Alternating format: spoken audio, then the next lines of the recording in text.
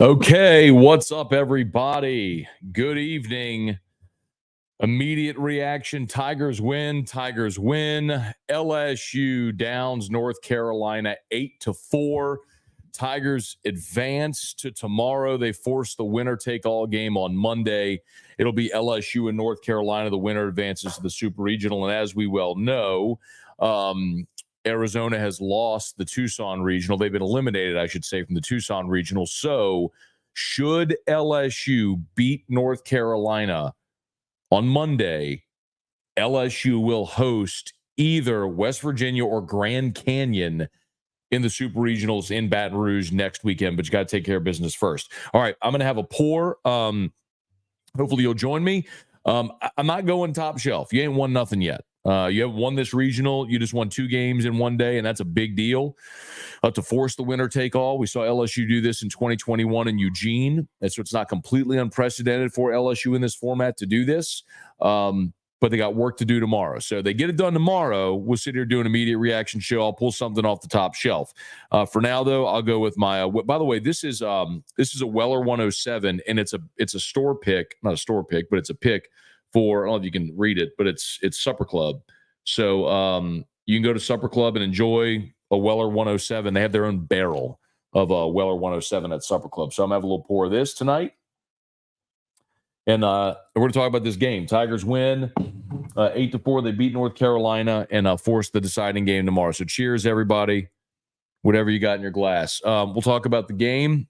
We'll talk about tomorrow and what's available for LSU in this game tomorrow. Because there's a lot of work to be done for LSU. So let's talk about this game. And I'll get to your questions, your comments. Thanks so much for being there. We appreciate y'all. As always, please smash the like button. Ryan, what's good, man? Most stressful 4-run win, no doubt. Trivia Carter, Guy Brooks, appreciate y'all. We're going to talk about Hurd. Brett, what's going on? Appreciate everybody for being here.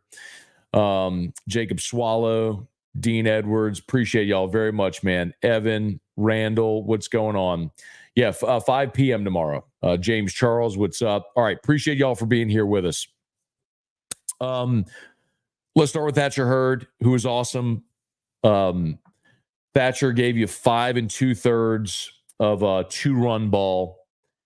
And quite honestly, man, the second run that skated across was nauseating to watch. The 2 wild pitches is what got him in position to get that run home. So, and Hurd was only at 73 pitches. He threw 5 innings. Hurd was at 56 pitches. And then to start the 6th, he got 2 outs and 4 pitches.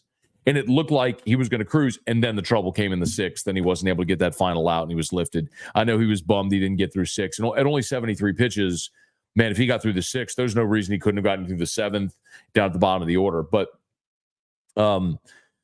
Laura came in, faced 1 batter, walked him, and then they went to Ulloa, and Ulloa got just a massive strikeout. Got down 2-0 to Honeycutt and came back to get the strikeout, which was the biggest strikeout of his life, biggest batter of his life, to preserve that lead for LSU at that point at 8-2. And Ulloa wobbled, and then we saw and ended up getting charged with a couple runs, but Anderson came in. And to be very honest, y'all, I was really surprised Jay went back to Anderson. I know he only threw 17 pitches or whatever, 13 pitches earlier today, but it is generally considered a no-no to get somebody hot, bring them into a game, and then bring them, they get cold, and then get them hot again later that day. So I was very surprised they went back to Anderson. But Anderson was great. Gave you an inning in 2/3, struck out 3. 3 of the 4 outs he recorded were strikeouts. He was great. And then Guidry, boy, he bent, but didn't allow a run. And for him to get the strikeout, for Guidry to get the strikeout with 2 outs in the 8th, when he got Honeycutt, was just massive. I mean, I don't even know any other way to say it. To get that strikeout in that moment. I think I said Honeycutt earlier with Ulloa. It was it was Gallagher that Ulloa got. It was Honeycutt that Guidry got in the eighth. But I mean, those were just massive spots. You know, I mean, one swing in that moment for Ulloa, and you're in a tie ball game. So, and Guidry came back in the ninth, loaded the bases, but ended up getting the outs without giving up anything. So, I would say this: when it was 8-1. I mean, we got 760 people watching live. Thank y'all so much for being there. Please smash the like button, subscribe up to the channel. Appreciate y'all so much. And of course, you need a roof. Let us help you out. Parish Construction and Roofing. When it was 8-1, and you're going into the sixth, and Hurd gets the first 2 outs in 4 pitches, I'm thinking, man, you're just going to keep scoring, and you're not going to have to use anybody. And you can use your up 10, down 10 guys to get through this game, whoever. And then tomorrow you'll come back and you'll have everybody. You'll have Ackenhouse and Ulloa, Guidry, Anderson, whoever you need tomorrow. The only bummer in this game, and it was 100% the right thing. I mean, it was 100% the right thing for Jay to go to Ulloa, to go to Anderson, to bring the lefty in to face the string of lefties, to go to Guidry to face Honeycutt. Like, it was 100% the right thing.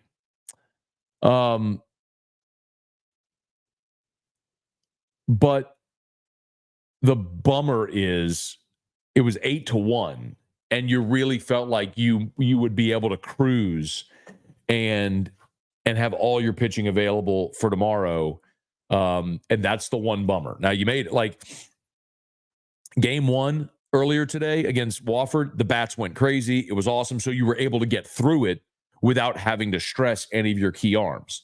The problem is this one got stressful because you didn't score after the 5th. So in any event, Tigers win 8-4.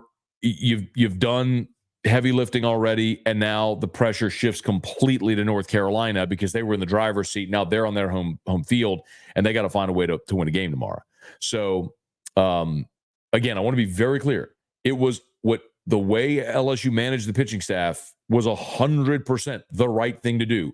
Like, you're not saving guys for tomorrow because you have to get to tomorrow. It just would have been great if when you were up 8-1, you had kept the pressure on so you didn't have to go to Ulloa and Anderson and Guidry. So we will talk about tomorrow and how all that looks. So offensively for LSU in this ball game, Tommy White hit the piss out of the ball. He just had a lot of bad luck. I mean, had tipped to Gallagher at third base, who's just a great defensive third baseman. I mean, he robbed Tommy White of 2 hits at third. But White was 1 for 5. Milam 3 more hits. He was 3 for 5 in the ball game. A couple of RBI. Jones was on base every time. He got a single and he walked 3 times. Pearson 1 for 4, but the one was the 2-run homer in the first that got you going. And I just love playoff Josh Pearson, man. For a guy that's a 250 hitter, Pearson's he's in 245 on the season. For a guy that's a 245 hitter, he just always seems to come up clutch in the postseason. And I'm good with that. So Braswell was 1 for 4. It was his 8th hit of the tournament already, by the way, which leads this regional with 8 hits. Neal got the start, had a knock in the ball game as well. Travinsky looked like maybe he bounced back, smoked that ball down the third baseline, then also homered. Had the solo shot in the 5th. So it was awesome to see Travinsky bounce back and have a little success. Again, talked about it. A lot of people before the game, if you were on our chat, people were saying like, hey, Travinsky's been in a rut. You need to sit him. And I get going with Travinsky. I was playing Neal was a hot bat. Neal needed to play. But Travinsky also had good ABs yesterday and just wasn't rewarded. He smoked a couple of balls and just, they were just outs. So good to see Travinsky actually hit balls hard and be rewarded for it. And baseball will do that sometimes. So 2 for 4 for Travinsky. Jake Brown was over 3, but he did walk. And then what about the weird situation with the whole bunt? Not we're gonna bunt, but not. But like I don't mean for this to be like a whole. That was in the 4th. I don't mean for this to be like a whole never bunt thing. But understand the circumstance in the fourth. So Travinski leads off with a single and then gets to second on the error. Remember, he hits the ball to center, and the center and Honeycutt bobbled it, so Travinski takes second. Well, then Brown is going to bunt Travinski to third. Jake Brown has been the best player on every team he's ever played on the history of his life. The fact that Jake Brown was squaring a bunt was absurd. Like, I don't think Jake Brown has put down a bunt probably since he was 6 years old. Anyway, and then the kid can't throw a strike. So Brown ultimately walks. Then they pinch hit Larson, Napolt for Larson. So Napolt will go put a bunt down because now you got first and second, nobody out. They're going to bunt to get second and third with nobody out. Well, Napolt walks because the kid can't throw the ball over the plate. Again, hashtag never bunt. Take your walk. Bases loaded, nobody out is a better situation than second and third, one out. Or runner on third with one out. Then Tommy White came through with an RBI single. Milam came through with an RBI single. And then after Jones walked, Pearson grounded into a double play, which scored a run. And it was such a bummer, too, because you only had one out in the inning. I'm sorry, you had no outs in the inning, and the bases loaded, Pearson up, and Pearson swings at the first pitch, grounds into double play, run scores, and then Braswell flies out to center on the first pitch. So it felt like bases loaded, nobody out. You were going to get much more there, but still a 4 spot. You put up a crooked number. So in any event, all right, let me see what y'all got here. I know the comments are coming in crazy. 1,084 watching live. That is just awesome. Man, I'm so grateful. Before we get to your comments, if I could just take a quick second and remind you, Parish Construction and Roofing, parishbuilt.com, parishbuilt.com. Got the info right here scrolling on the bottom. That's me, Terry O'Tilley, all the group, the same roof group for the last 3.5 years. We just started a new company. All the same people, same crews, same everything. It's a Parish Construction and Roofing. There was terrible weather here throughout the area on Saturday. If you had bad weather, we'd love the opportunity to give you a free, no-obligation roofing inspection. Just go to parishbuilt.com. I got the website pinned in the YouTube chat, parishbuilt.com. Okay. I'm going to do my best to get to y'all's comments, y'all, because there's a bajillion of them, and they're coming fast, and so I appreciate y'all very much. Let's see. Thoughts on the changing his zone late in the game. I thought the ump was fine. I think the thing that you had to keep an eye, he was calling that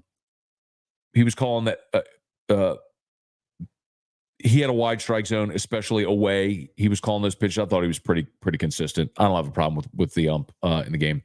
David Tolson, surprised Anderson was used again. Wish he could have gotten the last out to finish the inning. Gidger came in clutch. I was, again, very surprised that they used Anderson again, just to use him twice in the same day. But when your season's on the line, I guess you got to do what you got to do. Otherwise, your season ends. Thomas, Neal was bad at the end of the game. There was one in particular where Neal, and I said it live, where Neal went to go, they got crossed up. Neal went to catch it like a basket, and he caught it into his bread basket. If Neal had stabbed it, that's strike 3. You're out of the inning. Instead, it was a walk. Or you wouldn't have been out of the inning, but it would have been an out. So, yeah, I mean, look, that's the trade-off, right? Whenever you don't have Milazzo in there, who's your best defensive catcher, you sacrifice that. So Milazzo would have had to catch 18 innings today and then conceivably 9 innings tomorrow. They wanted to get Neal's bat in the lineup, another left-handed bat against a righty starter. I didn't blame him. Neal was hot in the first game, and he hit the ball hard today. So no problem with that decision at all. And if you needed a late inning defensive replacement, that might have been the decision. Is like in the ninth, maybe you should have put in Milazzo as a defensive replacement in the ninth. But let's see.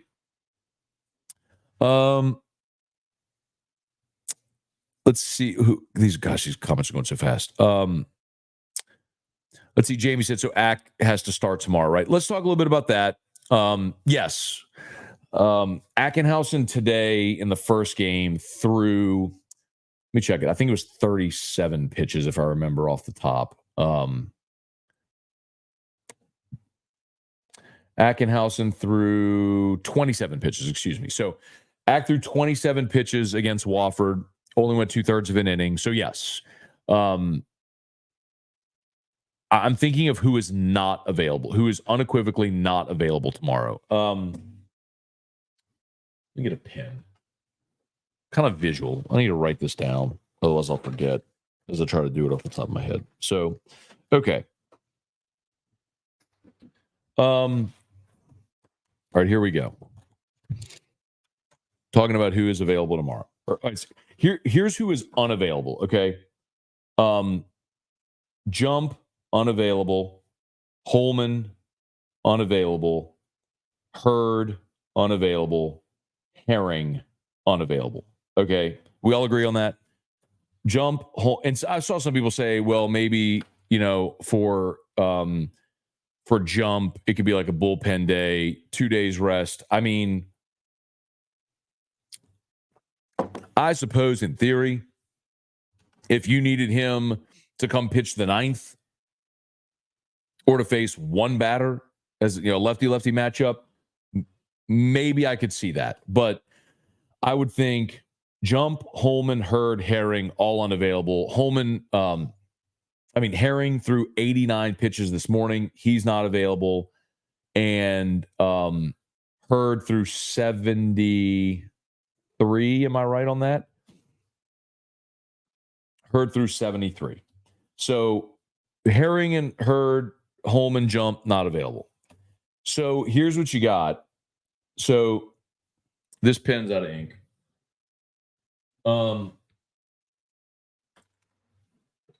So my guess is yes, Ackenhausen will start. Anderson threw 32 pitches tonight after throwing 13 earlier. Anderson could give you something, like maybe an inning. This was the first time we saw Ulloa, and he threw 22 pitches. You could definitely go back to Ulloa tomorrow. Guidry threw 40 pitches, and that's right on the border. I think you could use Guidry, but it might be, again, for an inning, maybe a batter. Lohr only threw 5 pitches. He faced the one hitter and walked him, so Lohr would definitely be available tomorrow.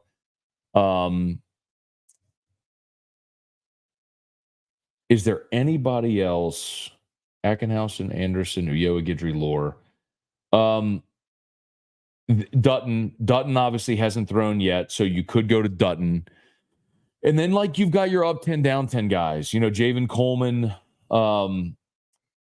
We saw Helmers earlier today as well. So 1, 2, 3, 4, 5, 6. By my count, that's 8 guys available tomorrow to try to get you through this thing. What you really the thing you desperately needed today, the thing you absolutely had to have, was you had to have a pitcher in each game give you length. So we look back to last year against in the CWS. And good question. Blake asked about Christian Little. Christian Little is not available. Little is not available for the regional. He is not on the active roster for the regional. So coaches have to submit their roster for the regional, then for the super regional for Omaha. So you have to have your postseason roster. So Little traveled with the team, but he is not available to pitch because the tricky part is exactly what transpired. If you had to decide on Thursday if you were going to have Little available, and then it turned out he wasn't available. Well, look at this situation now, where you end up having to play 3 games in 2 days and 5 games in total in this regional. Well, you have to have every arm available. And so what if you had gotten to this point and Little still wasn't ready to pitch? Well, then you have a guy on your active roster who's unavailable to you. So you can't do it because of this. Moffitt's the other one too. Thank you. Moffitt's the other one. So Moffitt's an up 10, down 10 guy, right? And when I say that, I mean, if you're winning by 10 or losing by 10, it's the guys you go to. And really the number is 5.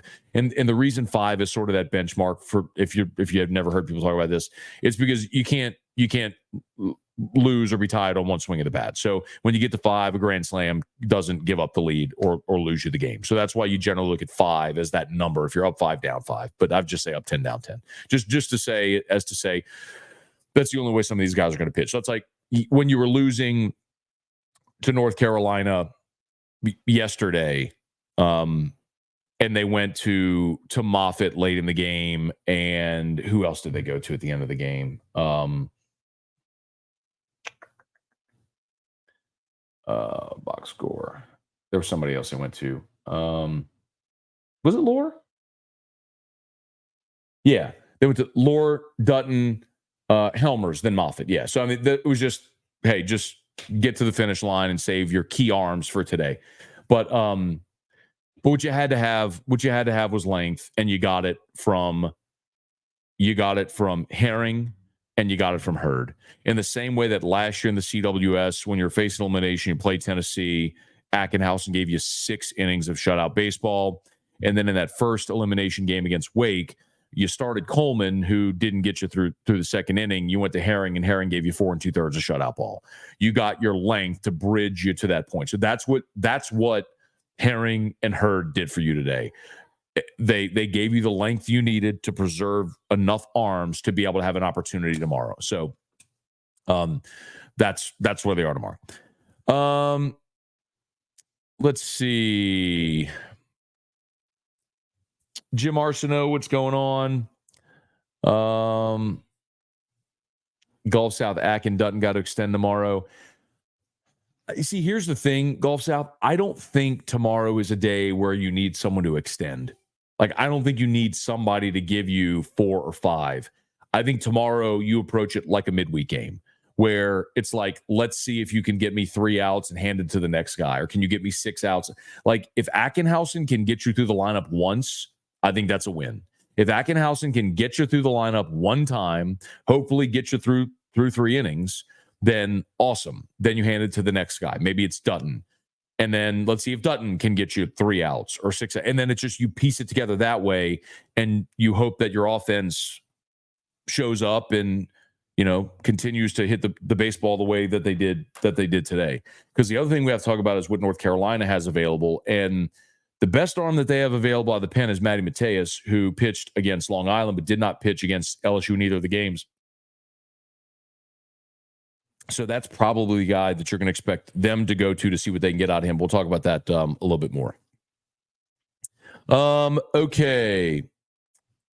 Let's see. I don't know, man. Someone said Primo. I honestly, was Primo up yesterday in the pen? Because I don't know if Primo's available either. I don't know if he's on the postseason roster. So. If he was up in the pen warming up, then he's available. I can't remember if he was up in the pen. Let's see. Y'all are asking about Javen Coleman. I'll make this point about Coleman. And I know for those that were here after the first recap after the Wofford win, I mentioned it before. But here's the thing about Coleman. Javen Coleman is not somebody that this coaching staff has counted on. He's not in there. Like, when you get to this point in the season, you shrink your rotation. You've got, we know LSU's guys. I went through them. It's Jump, Holman, Herring, Ackenhausen, Ulloa, Guidry, Dutton. Like, those are the guys that we're counting on. Well, now you can add Hurd to that mix because he's been really good. And Anderson pitched obviously very well in 2 outings today. But if you look at Javen Coleman last pitched against an SEC team before the postseason, like in the regular season, against Vanderbilt on April the 6th. He went 2 innings, gave up 3 runs on 5 hits. That was April 6th. After that, he only had 2 more appearances the entire rest of the regular season. He gave you 1/3 of an inning against UNO and threw 2 innings against Grambling. That was it. From April 6th to the end of the regular season, Coleman only pitched twice. UNO and Grambling. That was it. In the SC tournament, they threw him against South Carolina in the 12-11 win. And when they were down 8-0 and came back, he gave you 2 1/3. He gave up 3 runs on 4 hits. But I guess my point is, Coleman isn't a guy they count on. Like, Ackenhausen started the game today, and when Guidry was wobbling in the 9th, they had Ackenhausen up again. Like, Coleman's not going to save your season. Think of it this way. Your season is on the line tomorrow. Like, your season It ends tomorrow or you advance. Who do you want to give the ball to? Nate Ackenhausen or Javen Coleman? It ain't hard, y'all. Like, it's not a hard answer. And that's not to knock Javen Coleman. I love Javen Coleman early in his career. I loved his command from the left side. He blew out, had Tommy John. He's just never been the same since he came back, and that really sucks. But, man, you're going to go Ackenhausen tomorrow. Like, I can't imagine. I mean, Jay had Ackenhausen warming in the 9th today. Like, he's telling you who he's going with. So, anyway. All right. Y'all smash the like button if you would. Subscribe up to the channel, Facebook, like the Matt Moscona page, share the post. We appreciate you for being there with us. We're in that moment now, right? Start Jake Brown tomorrow. I don't think that's going to happen. I do think Jake Brown's going to start in center, and should start in center. Jake Brown's been very good. So I'm,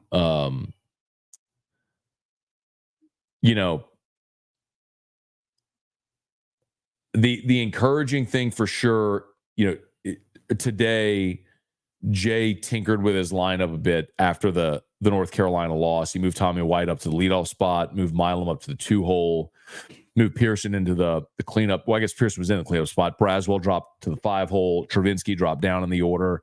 And it paid dividends, man. Against Wofford, he scored 13 runs on 21 hits. And against UNC, he scored 8 runs on 11 hits. So, I mean, I just really, really, really hope the offense shows up tomorrow again, because you're going to need it. I mean, I think back to like the best example of that ever was the Monday night Super Regional against Cal Irvine back in 2008 when LSU scored like 21 runs in that game, and they had back-to-back homers in the back-to-back homers in the first inning, and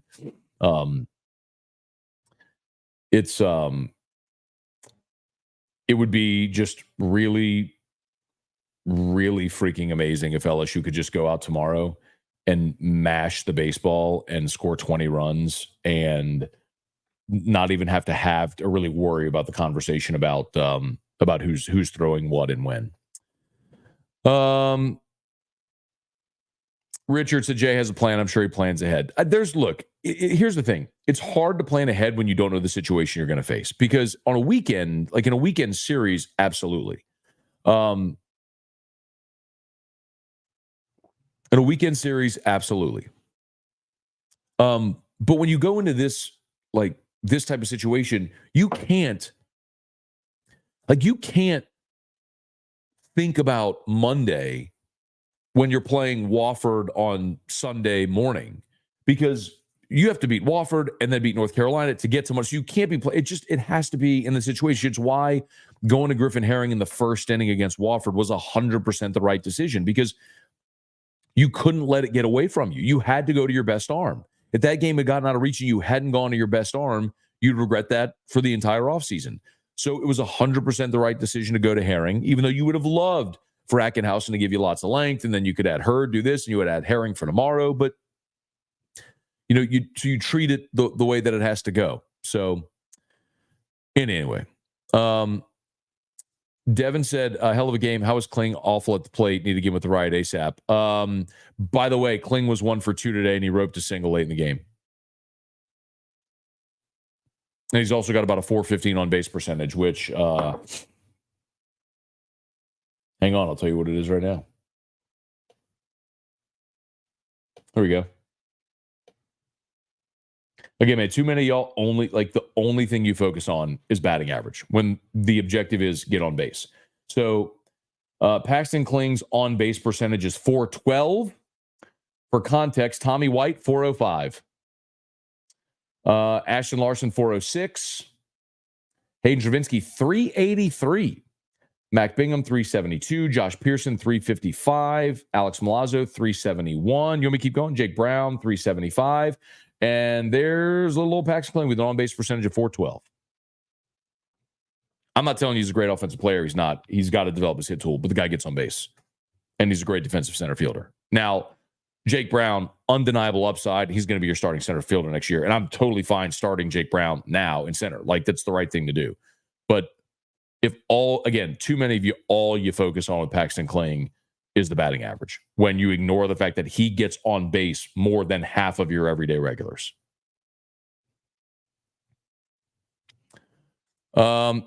Bingo. Linest Parfait, 412 is a nice 9 spot to turn the lineup over with a runner on, and especially when it's a fast guy on your team. Bingo. Corey wasn't thrilled with the catcher play tonight. I mean, I think we know that. Milazzo is your best defensive catcher. You were trying to keep Travinski's bat in the lineup and get Neal's bat in the lineup to have another lefty. I'm fine with it. So the Mandeville culture, what do you think of Travinski's play today? Well, he's only DHing. And again, he only had one at bat in the first game. And after that, they pinch hit for him. And Neal was awesome. And then Travinski came up and had 2 knocks, including the solo homer in the second game. So and yesterday he hit the ball hard. So I'm good with Travinski continuing to have his spot in the lineup. Let's see. UNC doesn't have much pitchers either. Okay, let's talk about what North Carolina has remaining. So if we talk about their pitchers, so they've used their 2 frontline guys, Sprague and DeCaro. We know that, right? They're the next among their starters.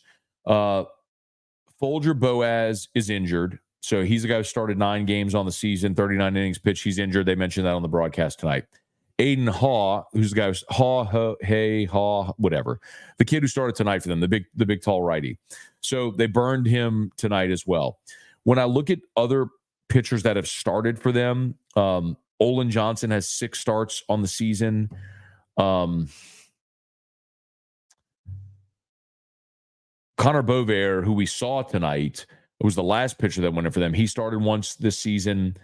I mean, it's Cameron Padgett, who pitched in relief tonight as well, has also started twice. So whoever they run out there, Ben Peterson, who we saw yesterday, has started 3 times. But again, he's only thrown 29 innings on the season. So point is, the best arm they have available tomorrow is going to be Matty Mateus. Mateus has thrown 51 1/3 innings. My guess is, he has not started. All 32 outings on the year for Mateus have been out of the bullpen, and he has 51 1/3 innings pitched. He's by far their best arm that's rested tomorrow. But similar to LSU, all the guys we just mentioned, you'll see Dalton Pence tomorrow. You could see Cameron Padgett tomorrow. Padgett today, just for example, let's see. Padgett threw 30 pitches. He could absolutely throw. Bovair threw 41, touch and go there. Percival threw 9. He's the kid who came in and walked 2.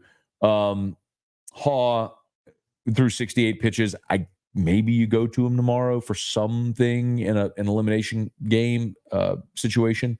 But, if you look back to yesterday for North Carolina, again, just illustrating the point that like LSU, their best arms are down.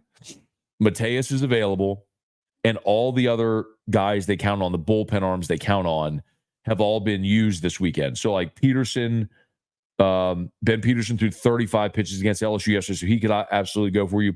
Dalton Pence threw 27. He got the save. So Peterson, Pence, Mateus, all available tomorrow for sure. Padgett could probably go for him again. So they've got arms similar to what you do, but they don't have a guy that they're going to look to and say, here, go get me 6. It's similar to you. So really what it's going to come down to is which pitching staff can hold the rope, right? Just pass the ball to the next guy, keep getting outs. Which offense can get going? I mean, I know that's so cliche to say. Yeah, whoever can hit the ball and pitch it best will win. Yes, of course, obviously. But from a pitching standpoint, they're in similar positions. I would say with them having Matty Mateus rested, that's probably the best arm that's healthy and available and rested tomorrow on either side. So slight advantage there. Yeah, Matt French. Does LSU have pinstripes available? That would be sick against North Carolina's. I would like to say that I thought North Carolina's uniforms were an abomination. I know some people love their Carolina blue, and I think Carolina blue is a fine color, but pinstripe uniforms and colored pants are only reserved for softball. There is no baseball team that should ever have Carolina blue or red or black or any color on your pants, especially pinstripe. Pinstripe uniforms are reserved for white or sometimes maybe gray uniforms. Like the Yankees, pinstripe, their home pinstripes. Cubs, home pinstripes. Like pinstripes are reserved for home white uniforms. You do not wear pinstripes on freaking Carolina blue uniforms. Those look like beer league softball uniforms. It was an absolute abomination. And there's no way the baseball gods were going to allow LSU in their absolutely majestic Sunday golds to lose to a team wearing beer league softball uniforms. It was never going to happen. The baseball gods wouldn't allow it. Awful. Absolutely awful. And Thomas, if you think those unis were sick, then you're just dumb. All right, you're not dumb, but you have terrible taste and you don't know anything about baseball. You know nothing about baseball. That's so ridiculous. No, that's like Vanderbilt with those black unis with the pinstripes on it. It looks awful. And even like if you're saying stuck in the 80s because of the powder blues, a lot of teams wore powder blues in the 80s, but they didn't wear pinstripe powder blues. They wore solid powder blues, which still looks stupid. Anyway. All right. What else we got? Where are we? No, I've never been bullied. Actually, I'm the guy that would kick the shit out of a bully for being an asshole. I would defend the weak against the bully. That's me. All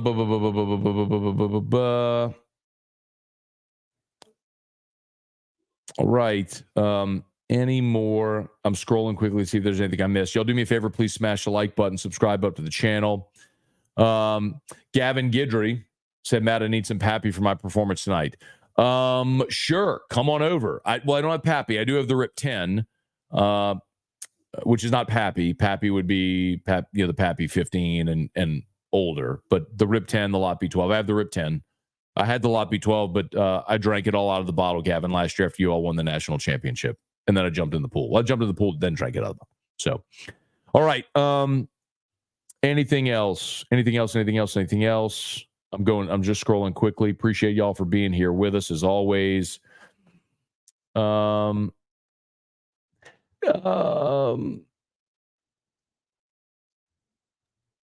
Jacob Schultz. Let's see. Chubb said, what happened with Tanks and the UNC pitcher? It sure sounded like they were just trash talk. North Carolina and their fans have been kind of trash talking him the whole weekend. He's been giving it back a little bit. I mean, the thing they caught audibly yesterday in the game was, why did you leave? Keep in mind, NC State is right down the road from North Carolina. That triangle, it's Durham, Chapel Hill, Raleigh. And Tank said to win a national championship. Like they caught that audibly on the microphone. So there's been some back and forth with them. So, yeah, Randall, Matt, what are your thoughts on Arkansas being dominant and choking, not making it out of their own park? Definitely a surprise to see them lose to the 4 seed. The problem with Arkansas this year is they just couldn't hit. And not having Brady Tigert hurt them a lot, obviously. Hagen Smith is, in my opinion, the best pitcher in the country. But Brady Tigert was their next best pitcher. He was unavailable this weekend because he's been battling arm injuries, and they just didn't hit. So that was their bugaboo this year. And look, you rewind the clock to that Florida team in 2017 that beat LSU to win the national championship. They hit like 230 as a team. They were, it's 2017. Florida in 2017, I'm telling you, their cumulative batting average as a team that year was like 230. They hit, forgive me, 259. But still, like the national champion hit cumulatively 259. They didn't have a single starter. I'm sorry, they didn't have a single player that hit over 300 that year. They won the national championship. Well, why did they win the national championship? Because they had 3 major leaguers in their rotation. They had Faedo, Singer, and Coar. So they didn't need to hit. Arkansas could have been similar to that this year, but Tiger getting hurt obviously hurt them. Okay. anymore. Let's see. Gulf South. What's Kling's SEC numbers? Honestly, Gulf South, his SEC numbers, I bet you, are better because it was in the pre-conference that they stopped playing him. I mean, he's raised his batting average like 75 points at the end of conference play. That's not what I want. This is what I want. Hang on. Let's see. SEC only. All right, let's see.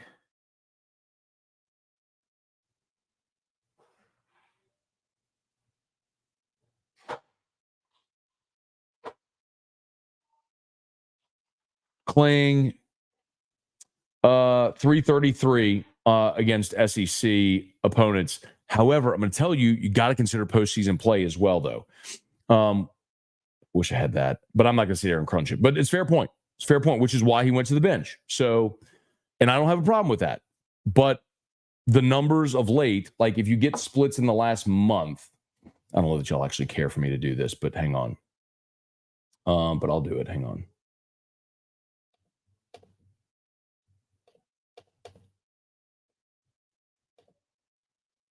Dog it.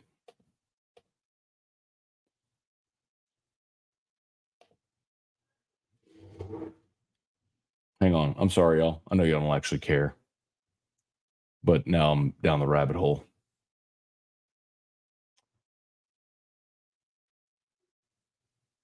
So, like, look at, if we're looking SEC only, again, on base percentage, Pearson's 324, Bingham 284, Milam 348, Milazzo 365, Neal 294, Brown 250. So you see my point, like, Kling's on base percentage in SEC play, yes, it's lower, but it's still higher than half of your starters. White's at 380. Larson's the one who obviously became a stud during SEC play. Larson's on base percentage against SEC play is 424. He's batting 337, which is 20 points higher than Tommy White. So Larson obviously had a great year. Braswell against conference opponents on base 410. Anyway, so while Stephen Milam leads the team now in batting average, his batting average against the SEC is 265. And his on-base percentage is 348. So, I mean, look at it more so in terms of, like, if you're looking for splits in the last month, as the season's gone along, like, who do you trust? Who do you want to be in there? That's why, like, I'm good with Jake Brown being in there. Jake Brown he's a great center fielder. Kling and Brown are your two best outfielders defensively, and Brown offensively gives you another left-handed bat, and he's got a higher ceiling. So I'm totally fine with that. Let's see. I probably should just do this tomorrow or after we're done here and then give you a report on it tomorrow. But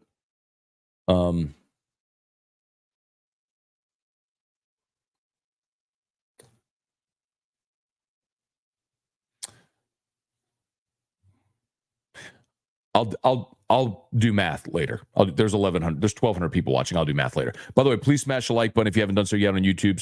Subscribe to the channel, Facebook, like the Matt Moscona page, share the post, and again, appreciate if you would. If you had bad weather as a result of all the terrible, if you had roof damage as a result of all the terrible weather on Saturday, we'd love it if you give us a shot. To earn your business. Free, no obligation roofing inspection. Just go to the website, parishbuilt.com, parishbuilt.com. We have the Parish website pinned in the YouTube chat, and I will add it to I'll add it to Facebook as well. Let me do that real quick. Just real quick. All right. Comment. Let's do this real quick. Paste. Boom. Comment. Let's do this real quick. Paste. Boom. Okay, cool. It's been on Facebook as well. All right. Anything else? You sound like Skip Bayless. Do I? What does that mean? Skip Bayless is also loaded. Good for him. Cortland, one non-host to the Super so far. It sounds like Moneyball. I mean,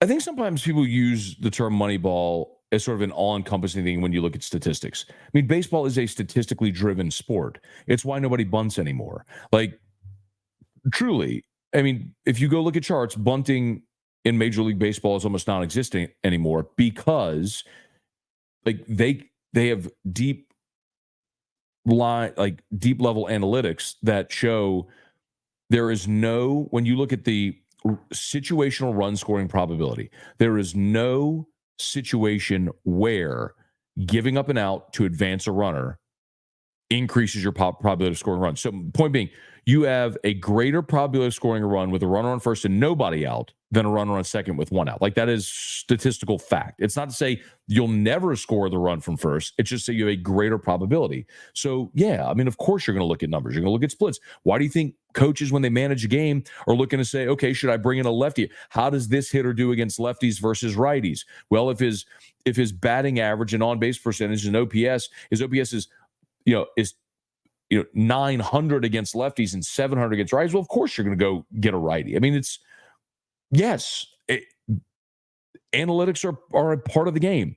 And to this person that says you can't chart intangibles, I'm with you in that. There is a feel of the game for sure. But if you ignore statistical, like analytical data as part of the game, like, that's just foolish.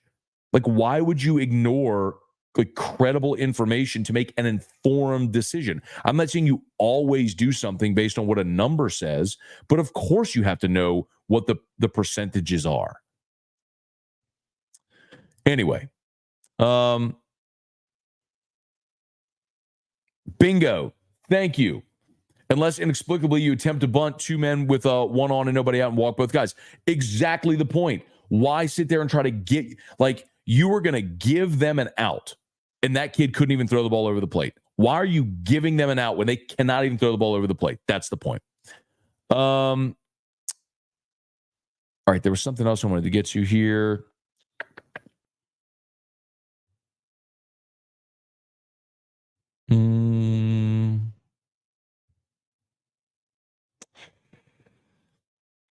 Anyway, Christian asked about the North Carolina bullpen. We just went through that. Their best arm available tomorrow will be Matty Mateus. Some of the guys that threw today would absolutely be available as well. Padgett threw 30 pitches. Percival walked two guys. I don't think they'd actually want to go to him today if they needed to. But yes, and the guys that threw against LSU yesterday would also be available as well. Lawson would be available. There's one more I'm missing.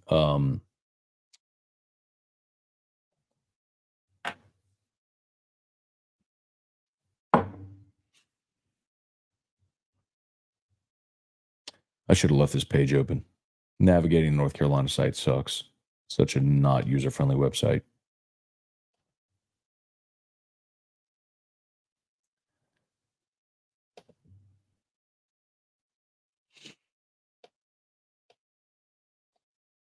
The two guys they used in relief yesterday, I'm getting their pitch counts. Hang on. So Ben Peterson threw 35 pitches yesterday. He was the first out of Penn. He'd be available. And then Dalton Pence threw 27 pitches. So Mateus, Peterson, Pence, Padgett, again, borderline would be available. And Bovair, who threw today as well, threw 41. So he's kind of on there. So they got enough. So, Milam's been hobbling for a month. There was definitely that moment where if you go back and watch it when he was running toward center on the grass to get to that ball, it looked like he slid. It looked like when he planted, if you watch that left foot, look like his left foot slid. So I don't know what happened. I'm sure someone's going to ask Jay after it, but he continued playing afterwards and he hit again afterwards as well. So I don't think there's anything that's going to keep him out of the game. So maybe it was a cramp, but it looked like it. When he bent over, it looked like he was kind of grabbing at his foot, not necessarily like calf or anything like that. But again, I'm guessing like we all are. So, okay. Yep. All right. I'll answer this one more time. Peter, how do we look pitching wise? Yeah, so we went through this at the very beginning. I would recommend anybody if you want the full rundown. So I would imagine unavailable tomorrow. Jump, Holman, Hurd, Herring, unavailable. Jump on 2 days rest. There's like a slim chance that maybe, just maybe, you could go to Jump and say, like, give me a batter or an inning. Maybe. But I wouldn't think so. But then again, I wouldn't have thought Jay would have used Anderson twice in the same day. Let me give you, y'all might remember this. You probably will remember this. But so in 2012, just to show like how difficult it is to use a pitcher twice in the same day. 2012 Super Regional, when Stony Brook was here, if you remember, the first game got delayed on Friday, and then they came back and finished it on Saturday morning, and then like an hour later, 45 minutes later, whatever it was, started the next game. Started game 2. So Gausman finished game 1 and then started game 2. And that was really controversial because it was going to be like an hour. And it's a big no-no to get guys hot, let them get cool, and then get them hot again. So what they did, and I remember this very well, how Maneri handled it, is so Gausman goes and he gets the final 3 outs of the game or whatever. And then he treated it like that hour, like it was a long offensive inning. So he would just sit down for 10 minutes, like between these, they would get up and he would light toss. So he was just staying hot, and he would sit down for 10 minutes, get up, and he would light toss again. And so he never allowed himself to get cool, and then he was ready to start the game. And then LSU lost. But anyway, I guess my point is, it's just very uncommon to see a pitcher pitch twice in the same day. So I'll be interested to see what they might be able to get out of Anderson tomorrow, if anything. He threw 13 pitches against Wofford, came back and threw 32 in the night. So 45 pitches across 2 different outings.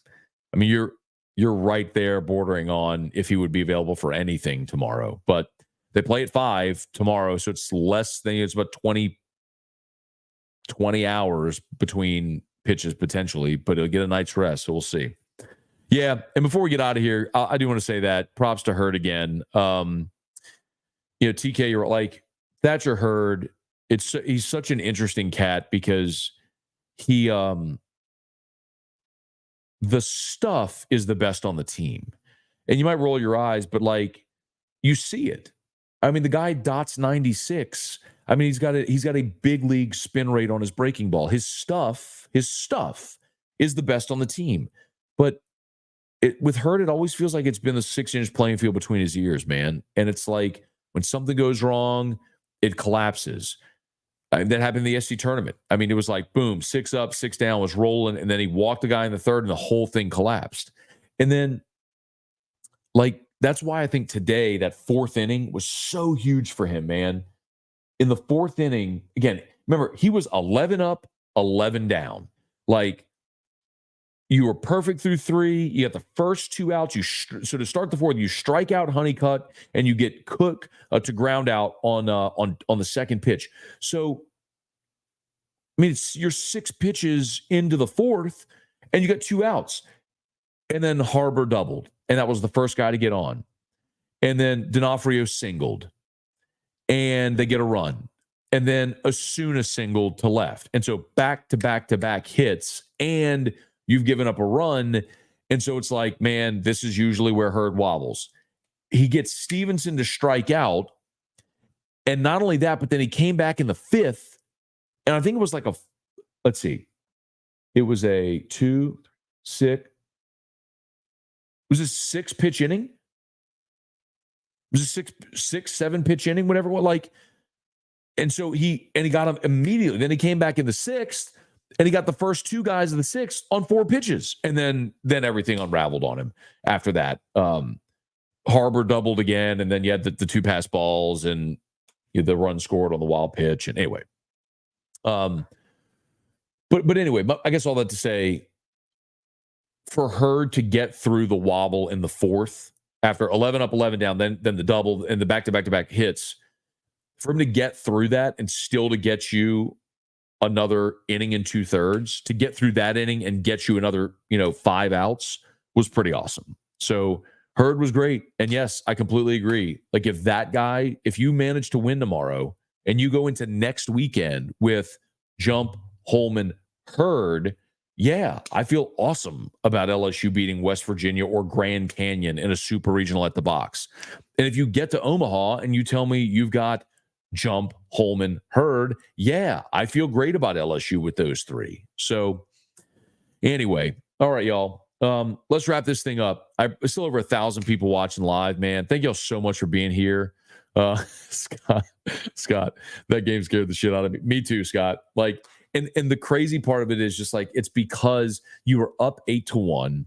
They broke through and cut the lead in half. So it was 8-4. And then they kept getting fucking guys on base, man. Like, that was the thing. Like, they kept and they weren't getting hits. Like, you're walking guys, you're putting guys on base. And it's like, it was so effortless through 5 2/3 seemingly for Hurd, and then it all came to a screeching halt. Your offense stopped producing as well. So yes, it was Guidry loading the bases in the 9th was very unsettling. I mean, having the tying run at the plate in the 9th was an unsettling feeling. So, but hey, look, hats off. Hey man, whatever you got in the glass, raise it to the Tigers. I mean, after losing yesterday and getting down 5-0 in the first inning against Wofford today, they could have rolled over, bro. They could have rolled over and quit. But the thing about this team all season long, man, is they don't have quit in them. It took them a long time to figure out how to win games, but man, they don't have any quit in them. They keep coming back. So tomorrow should be a lot of fun, man. ATX said any AFR changes with the game at 5 tomorrow. No, that just really sucks for me. I mean, that just means everybody will be listening for 2 hours as sort of a de facto pregame show. And then at 5 o'clock, everybody's going to leave and go watch the game. And I don't blame you. But no, nothing different. So, okay. Raise the glass to the Tigers. Let's go get one more tomorrow, man. Let's get one more tomorrow, and let's turn the lights back on at the box and see if the boys can win 2 next weekend in Baton Rouge and go to Omaha. So bear down, swing the bats, and have some new heroes earn their spot in LSU baseball lore tomorrow. So cheers to the Tigers. Thank you all for being here as always.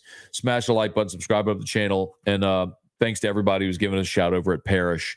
I think somebody asked, if we weren't with what happened to the other company. We just all mutually decided very amicably to go a different direction. So they're still operating in North Louisiana, but we decided, so it's all of our same people, just decided to start a brand new company. So we're all of our same people, same crews, same everything. Parrish Construction Roofing, parrishbuilt.com, parrishbuilt.com. Okay, y'all. God bless everybody. Have an awesome night. Sleep well. Go Tigers. Let's get a win tomorrow. Cheers. Thanks for being